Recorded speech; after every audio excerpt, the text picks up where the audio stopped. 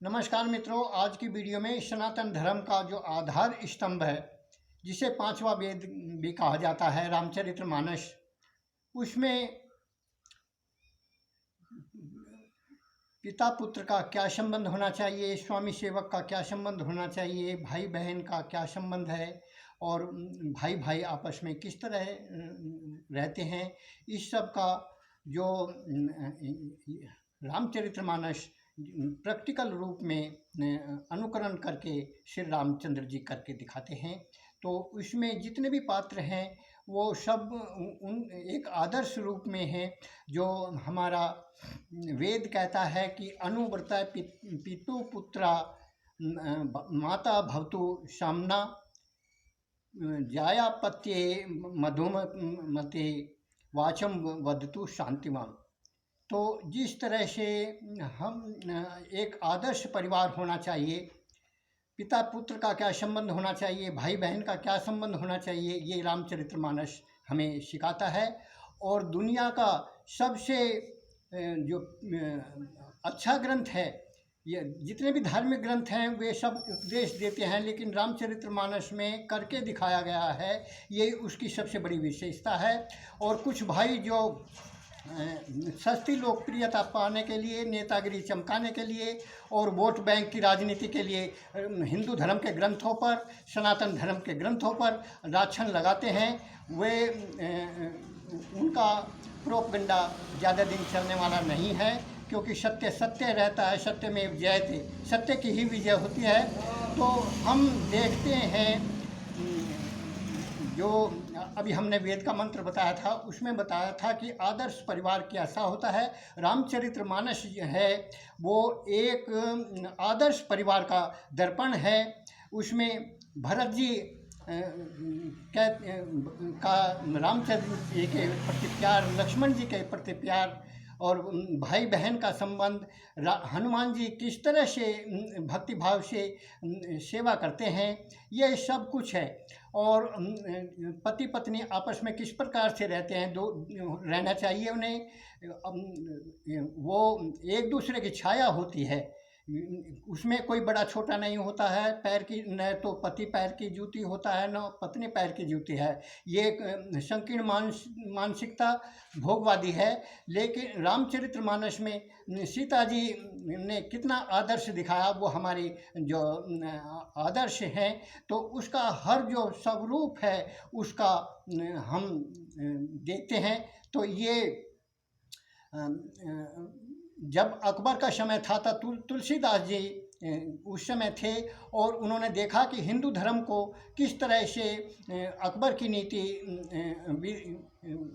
उसका नष्ट करने जा रही है। तो उन्होंने रामचरितमानस में राम का आदर्श रूप प्रस्तुत किया।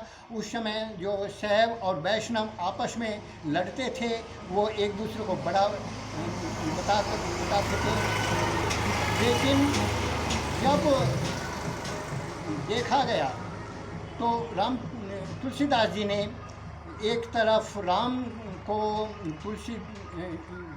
शिव जी का दास बताया और उधर राम से शिव जी की पूजा करवाई। इस तरह से समरसता का दर्पण है। और क्या कहा, शिवद्रोही मम दास कहावा, सो नरमोई सपने नहीं भावा। इसी तरह सगुण और निर्गुण में आपस में झगड़ा रहता था।